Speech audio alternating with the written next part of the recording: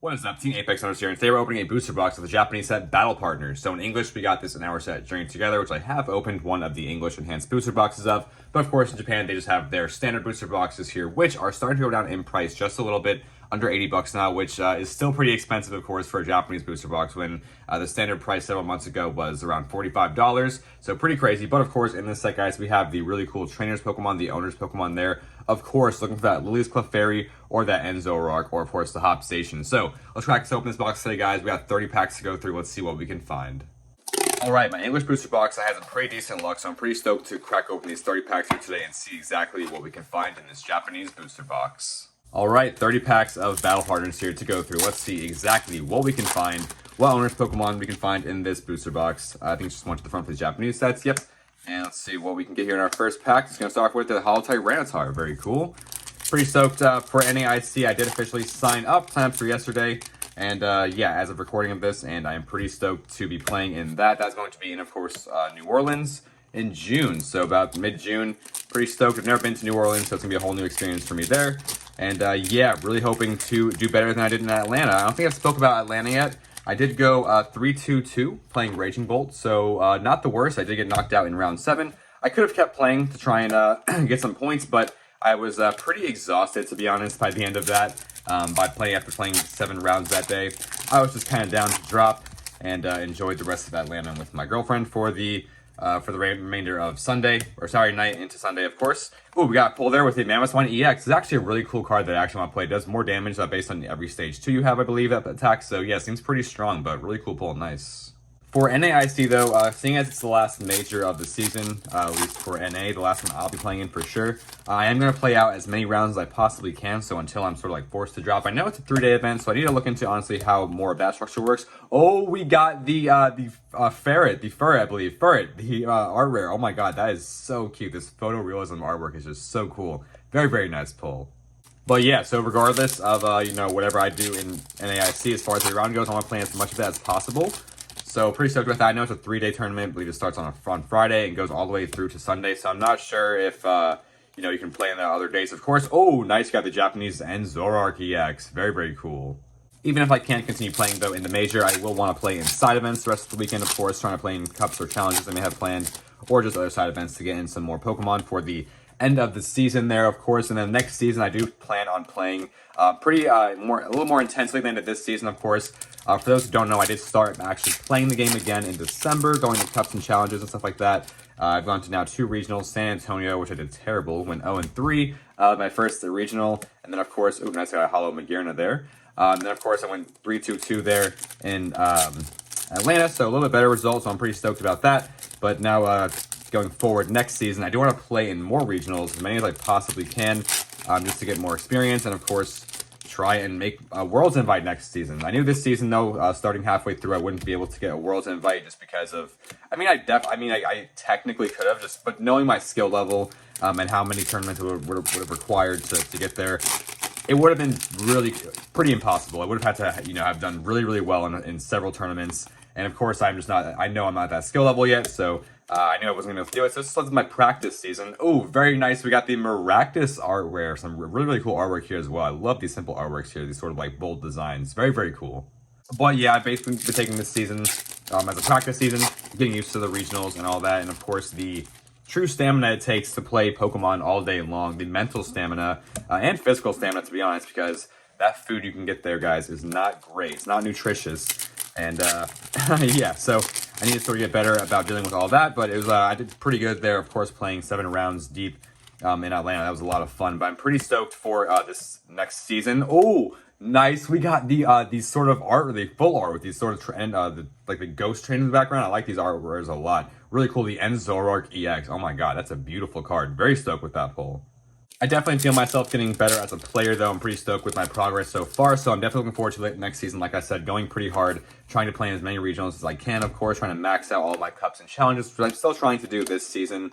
I have 1 first place cup finish so far and a 2nd place, so I gotta sort of playing a few more cups and challenges, hopefully, here over the month of May, as I'm not going to any tournaments. I kind of wanted to go to Portland. As of last night, I saw registration, I believe, was still open. There were still slots available, but I kind of want to say for NAIC, I could technically go, but it would be a little bit of a, I mean, obviously, a ding to the wallet. Traveling is a bit expensive. I live out in Florida, for those who don't know. And yeah, getting all the way out there, of course, that'd be expensive, along with the hotel. So I'm just currently saving for NAIC. My goal for next month, though, is, and currently the rest of April, is to play in as many cups and challenges as I can to try and get some more of those championship points to reach Ace Trainer status, which is 200 points. You get that cool promo card for the season, and that would just be a pretty cool accomplishment for my first season. I would take that, just playing in, of course, half the season. So yeah, pretty stoked about that, of course, and there are just so many fun decks to play right now. I have been practicing Dragapult. I have joined the dark side. I'm playing the BDIF. It's fine. Raging Bolt is a little too gambly. It's good, but it's good when it's good, and it's bad when it's bad, and it has some pretty bad matchups, has some pretty good matchups, but I really like the way Dragapult plays out. Just the comeback potential of that deck is a lot of fun. Oh my god, we got the art rare, the special art rare for the Ends Zoroark EX. Oh my god, in my first booster box, along with the full art. That is absolutely crazy. Oh my god, that is a gorgeous pull. Let's try and get a nice close-up shot of that card there. Oh my god, that is absolutely gorgeous. Very, very stoked with this pull. All right, that was pretty hot. I was not expecting to see that. I saw the border there, and I was like, oh, cool, we got something neat there at the end. Was not expecting to find that Ends Zoroark special art rare. Oh my god, that is absolutely awesome.